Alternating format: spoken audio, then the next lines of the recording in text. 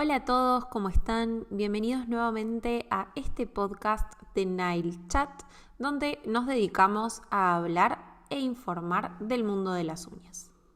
Esta es la segunda parte de la segunda temporada donde estamos hablando de acetona.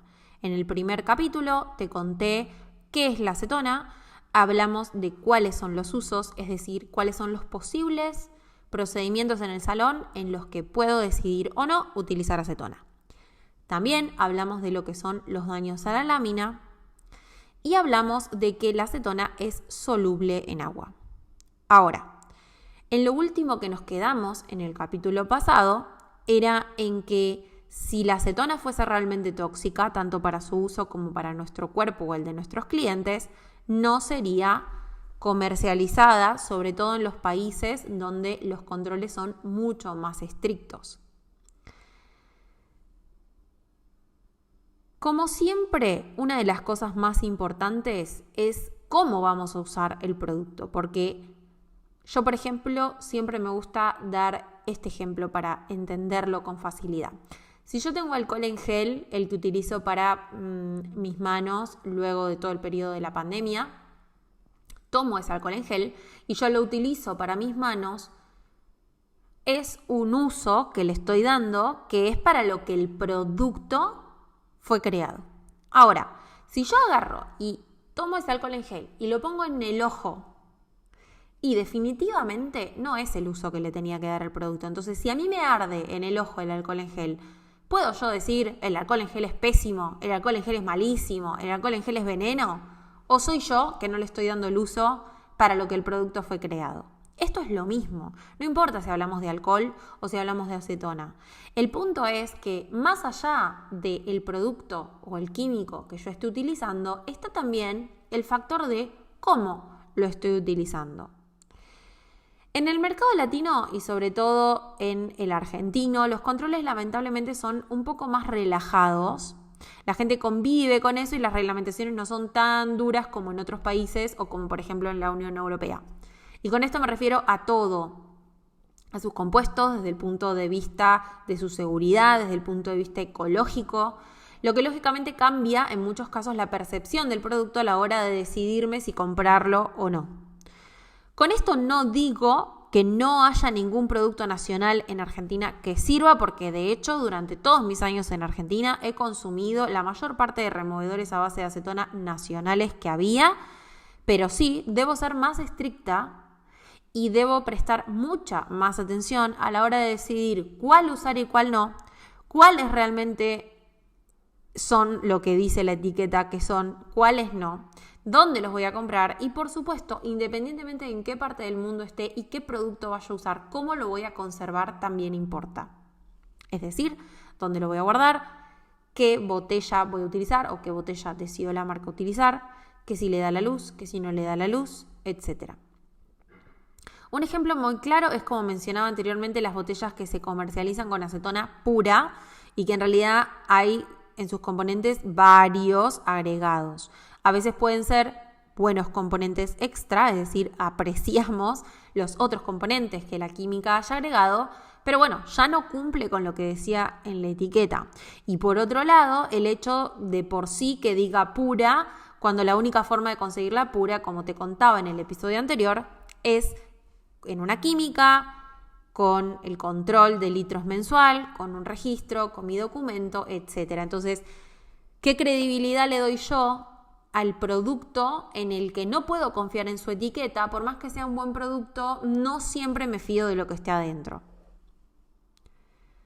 Otro factor importante para hablar de la acetona es qué papel cumple en las alergias y cuáles son los daños en la piel que pueden generar. Como saben, siempre cito mucha información de los libros de Doc Jun, que es la gran eminencia y referencia para el nivel químico del mundo de las uñas. Y él explica en sus libros que la acetona se produce en nuestros cuerpos en bajas cantidades inclusive, y que no es cierto que su presencia simplemente ya produciría un daño. Es muy poco probable que vayamos a ver un daño provocado por la acetona en sí, la acetona sola. Las alergias no se provocan por el uso de acetona necesariamente, sino que al ponerlo en contacto con un producto, por ejemplo, acrílico, de líquido y polvo, monómero y polímero, en esa interacción entre acetona y acrílico, y dependiendo obviamente de qué calidad de acetona y de qué calidad de acrílico estemos utilizando, en qué estado esté la piel, o sea, son muchos factores que se tienen que dar, se genera una interacción acetona o removedor producto que puede remotamente dar alergia, pero no es la acetona en sí, entonces no es real, me removieron con acetona, la acetona me dio alergia, no tenés necesariamente una alergia a la acetona, de hecho algunas fuentes dicen que hay algunos compuestos a los que uno no puede ser alérgico, por ejemplo, uno no puede ser alérgico al agua pura y la acetona es uno de ellos. Lo que pasa, como te digo, es que eso es una información y la realidad nos indica no tratamos con acetona pura prácticamente nunca. Entonces, esa es una información que puedo tomar y aferrarme a ella si realmente yo tuviese en mis manos acetona pura, pero no es el caso. Sin embargo, también merece la pena aclarar que cuando alguien, un educador, un cliente, veo en redes, la acetona me dio alergia como titular, también tengo que poder distinguir esta información, pasarle un filtro. Y acá es donde a mí me gusta enseñar la información, es como lo que más me apasiona del mundo de las uñas, poder primero investigar toda esta información, leer, estudiar esta información y después divulgarla. Lo que pasa es que hacer un titular de un video, un reel o un TikTok que diga la acetona me dio alergia siempre es más corto, capta mucho más la atención que hacer un podcast de 30 minutos donde explique todos los usos correctos o no de la acetona y toda la evidencia científica, porque a la gente le encanta consumir el TikTok de un minuto y no todo el mundo se toma el tiempo de estudiar, leer o escuchar un podcast como otro ejemplo. Entonces, a veces hay mucho que aclarar.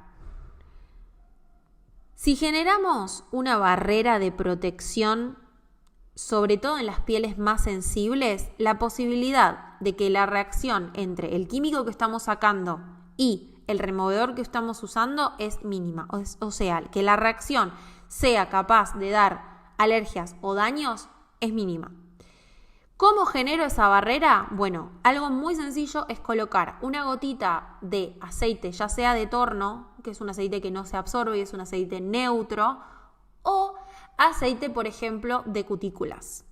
Otra tercera opción que es más económica es aplicar algún tipo de aceite de bebé, tipo Johnson & Johnson. Ahora, es importante que sepan que si nuestro cliente es tremendamente alérgico a todo, tratemos de hacer nuestros esfuerzos, yo sé que es difícil, pero hacer nuestros esfuerzos de conseguir o bien el aceite de torno, que es realmente puro, o bien conseguir el aceite Johnson & Johnson que dice neutro, porque las fragancias que tiene el aceite Johnson & Johnson o cualquier otro tipo de aceite de cutícula muchas veces pueden provocar, sí, la alergia. Entonces, yo pongo el aceite con fragancias o con colorantes que pueden generar la alergia, luego pongo la acetona y lógicamente el cliente va a decir, es la acetona.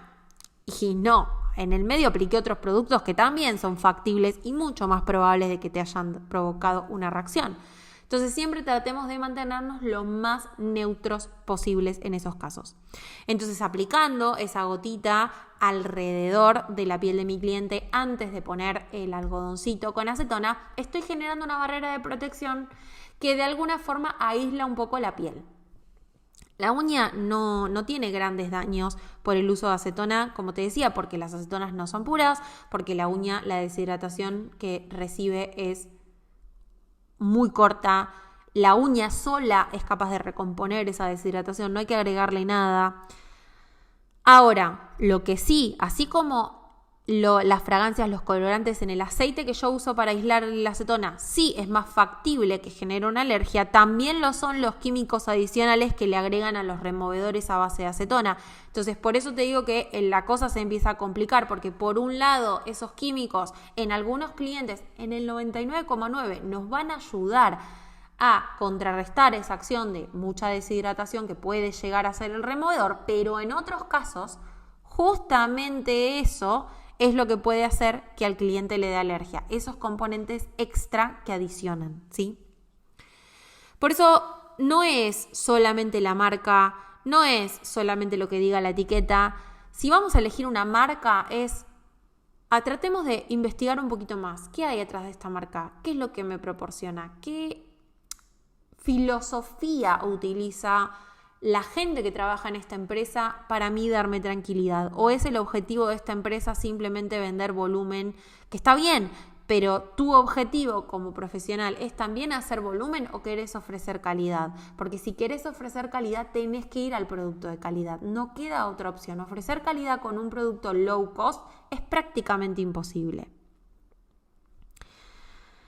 Doc Jun, en su libro volumen 2 de Face to Face, que es el que también te menciono y te cito en el capítulo 1, compara la acetona con el agua cuando explica cómo funciona y menciona que tienen varias similitudes en su comportamiento cuando está en contacto con la lámina, tanto la acetona como el agua. Sin embargo, la principal diferencia que él encuentra es que el agua se evapora mucho más lento que la acetona, lo que hace que lógicamente permanezca en la superficie de la uña y en la piel por mucho más tiempo, pudiendo provocar con mucha más frecuencia un daño en la lámina por haber dejado el agua dentro de un producto artificial, que la acetona un daño en la piel o en la lámina también. ¿Se entiende? Es decir, el agua adentro de la uña se mete en los canales por los que circula agua y aceite y por medio de la presión puede generar daños o desprendimientos y que esos desprendimientos luego generen otro tipo de daños con mucha más frecuencia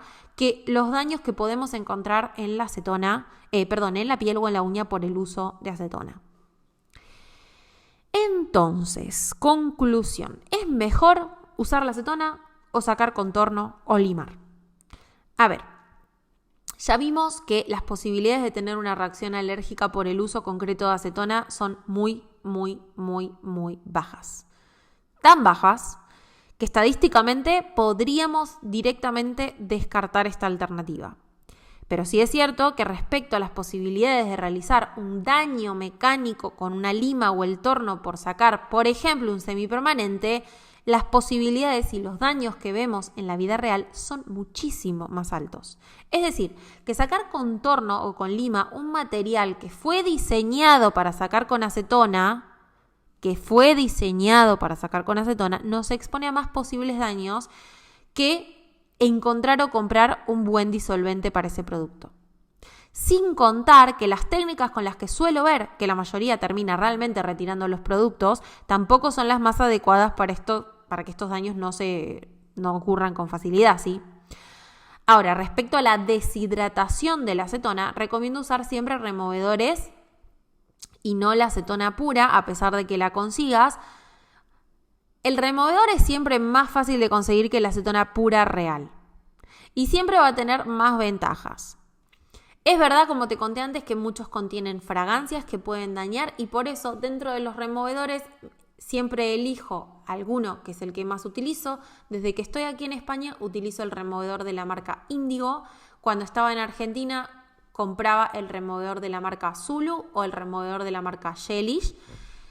El Zulu es un poco más neutro que el de la marca Gelish. El de la marca Gelish tiene más productos hidratantes y además tiene mucha más fragancia.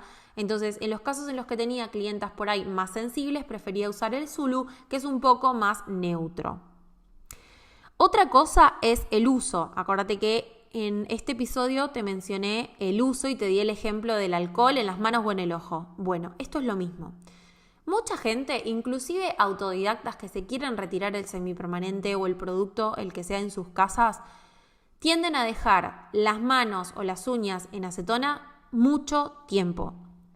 Y acá es donde vemos y notamos que claramente hay mucha desinformación. Si vos dejas la mano o la uña o el producto expuesto a la acetona mucho tiempo, no entendiste cómo funciona la disolución del producto y el uso de la acetona seguro. Si yo tomo acetona, lo embebo en un algodón, lo pongo en un clip o en papel aluminio sobre un semipermanente y lo dejo 1 hora, los primeros 10-15 minutos el semipermanente se va a diluir y después eso que se diluyó vuelve a secarse y la acetona empieza a evaporarse. para el cabo de una hora, cuando yo retire el algodón, me voy a encontrar con el esmalte duro y el algodón seco. Entonces, ¿tiene sentido haber dejado una hora el producto en acetona? Pues no, mi ciela, no tiene ningún sentido. Tengo que tomar el algodón, ponerlo sobre el producto acrílico, gel o lo que sea. A todo esto es muy importante aclarar que el producto tiene que estar preparado. Yo no puedo con todos los productos que hay. Algunos sí lo permiten, pero son fórmulas muy puntuales. Pero en la mayoría yo no puedo, así como viene mi cliente, ponerle el algodón encima. Sino que tengo que limar, romper el sello. En el caso de los acrílicos, retirar por lo menos el 70 u 80% del producto y dejar la última capa para ser retirada con acetona. ¿Por qué? Porque la acetona lo disuelve. Y al disolverlo lo que hago es conservar un buen estado de la uña natural. Yo disuelvo y empujo el producto sin ningún tipo de problemas. En el caso de quitar esa última capa contorno, sobre todo en los semipermanentes que son finos, es decir, que no están hechos ni con gel abajo, ni con base rubber, ni nada, lógicamente corro el riesgo de que con el torno llegue a la lámina más rápido, con más facilidad, pudiendo generar daños mecánicos que son infinitamente más frecuentes que un daño que pueda generar en un hipotético caso, la acetona. Lo siguiente, para cerrar el tema, es no olvides que en los casos en los que los clientes son más sensibles o tienen la piel lastimada, por ejemplo, además de utilizar un buen removedor en función de las fragancias y demás, no olvides que podés colocar la gotita de aceite alrededor. Así protegemos la uña y también la piel de los aceites que utilicemos. Pero acá te hago una aclaración importantísima. Si vas a utilizar aceites de cutícula, que son aceites que se absorben, trata de no utilizar esos aceites si estás retirando, por ejemplo, un semipermanente y después vas a hacer otro.